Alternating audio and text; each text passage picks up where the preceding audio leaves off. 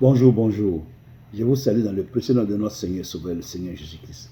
Nous avons une très bonne nouvelle ce matin.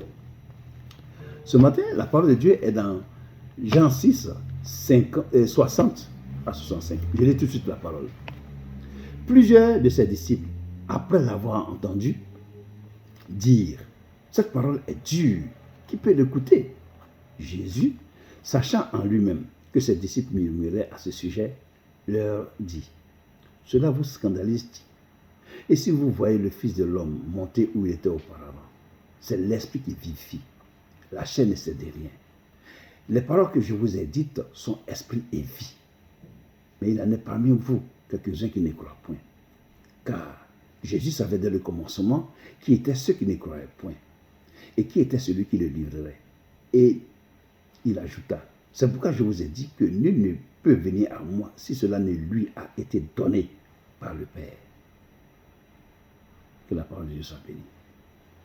Donc, mon frère, ici, le Seigneur est en train de dire, certains écoutent la parole de Dieu, certaines personnes veulent qu'on prêche la parole de Dieu comme eux veulent l'entendre. C'est-à-dire que tu seras béni, tu vas te marier, tu vas voyager, tu vas avoir beaucoup d'argent, tu seras milliardaire, tu auras du succès.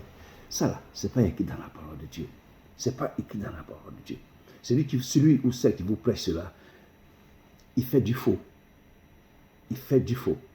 La parole de Dieu, le Seigneur, pour la bénédiction, Dieu dit, cherchez premièrement le royaume des cieux et sa justice, et toutes les choses vous seront données. Ça, c'est pour la bénédiction.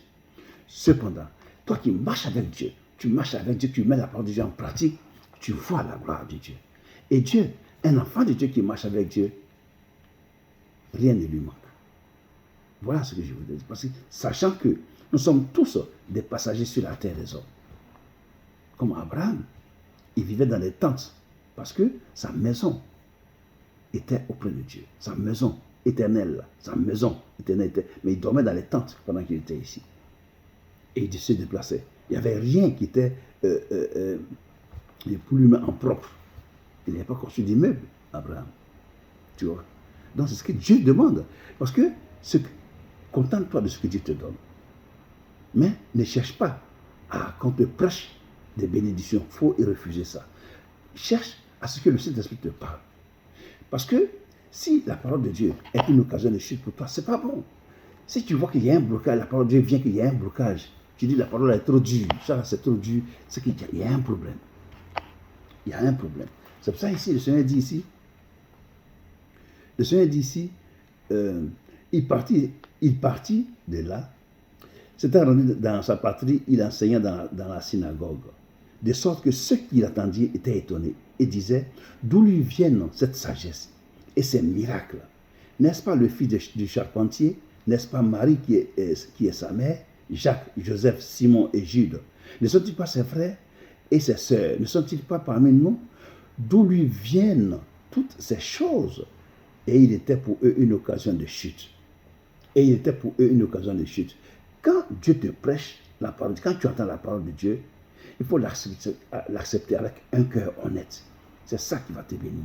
C'est ce que le Seigneur nous a enseigné. Il faut accepter la parole avec un cœur. Ne dis pas, ah mais on le connaît celui-là. On le connaît, voici sa femme, voici ses enfants, voici. N'écoute, parce que la parole de Dieu, elle est esprit et vie. C'est ce que le Seigneur nous explique ici. Pas que la parole de Dieu soit une occasion de chute pour toi, mais une occasion d'être heureux. C'est ça. Tu vois? Donc, on voit ici, si ton œil est pour toi une occasion de chute, arrache-le et jette-le loin de toi. Car il est avantageux pour toi qu'un seul de tes membres périsse et que ton corps entier ne soit jeté dans la gêne. Et si ta main est pour toi une occasion de chute, coupe-la et jette-la loin de toi. Car il est avantageux pour toi qu'un seul de tes membres périsse et que ton corps entier n'aille dans la gêne. Donc, fais attention à ta vie. Si ton œil est une occasion de chute pour toi, c'est ton œil, ça dit que quand tu vas dans tu prends ton téléphone, tu vas dans le téléphone, tu vas scroller, tu scrolles, tu es heureux pour ça. C'est pas bon. Dieu te dit que c'est pas bon. Tout le temps, tu es concentré. Toi-même, regarde. Quand tu vas sur le net, là, le temps que tu passes, toi-même, observe le temps que tu passes là-bas. Facilement, tu fais 2 heures.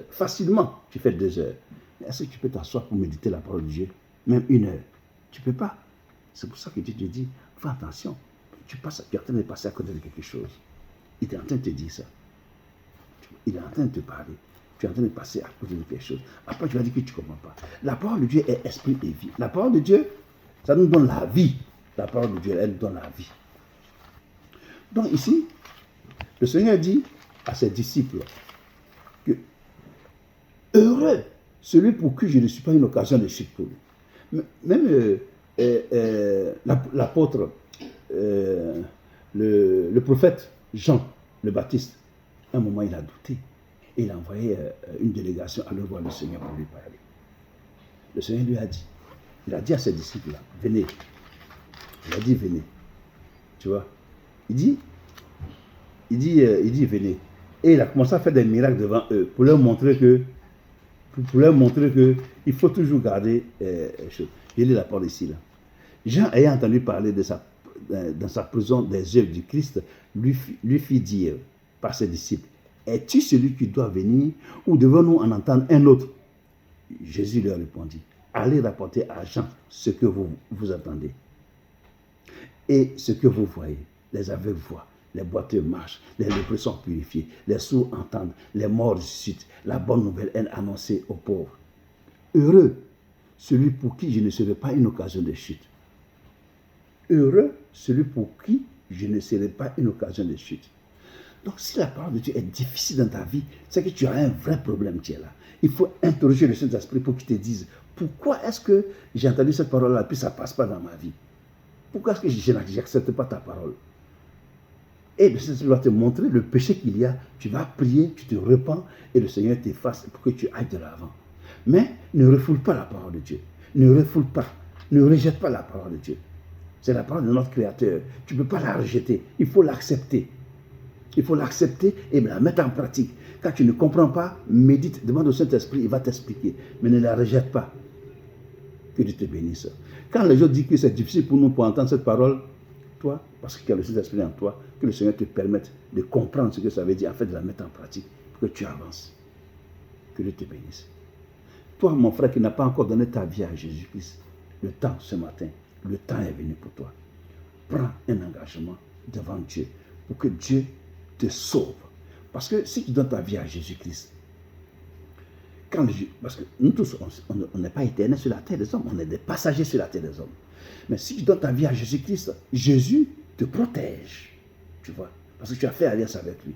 Et quand il viendra pour juger, toi tu ne seras pas jugé. C'est ça l'avantage qu'on a, les enfants de Dieu. C'est ça qu'on a comme l'avantage, on est déjà sauvé. C'est sur cette édition où tu prends ta décision pour donner ta vie à Jésus, pour que tu sois sauvé. Et ça, je m'adresse à toutes les confessions religieuses. Je parle à toutes les confessions religieuses. Donnez votre vie à Jésus-Christ pour que vous soyez sauvés. Parce qu'il y aura un jugement. Cette vie que nous menons là, il y aura un jugement. Des comptes vous seront demandés. Ce que tu as fait. Même le Seigneur a dit, même des paroles sorties de votre bouche, toutes paroles sortent de votre bouche là, vous seront demandées. Les comptes vous seront demandés dessus. Donc mon frère, tu ne vis pas comme ça. Tu n'es pas dans un lieu, dans un jardin, dans un moulin, ton moulin à toi. Tu es sur la terre de Dieu qui a créé. Et tu es venu à une mission. Et tu dois lui rendre compte quand tu vas partir. Donc c'est pour ça qu'il faut avoir un comportement. Il faut te garder du péché. David a dit, je me suis gardé du mal. Je me suis gardé du péché. Tu vois, non? Voilà. Toi aussi, garde-toi du péché, garde-toi du mal. Et fais alliance avec Jésus-Christ. Fais de lui ton Seigneur Sauveur pour que tu sois sauvé. C'est pour ça que tous les jours, Dieu nous permet de pouvoir annoncer cela pour réveiller les consciences. Ne vis pas une vie comme ça et ne quitte pas cette terre-là sans t'avoir réconcilié avec Jésus. Ne prends pas ce risque de quitter cette terre sans t'être réconcilié avec le Seigneur Jésus-Christ. Ce n'est pas bon pour toi. Que Dieu te bénisse. Toi, tu as compris. Dieu te bénisse encore. Au nom de Jésus. Bonne journée. Au revoir.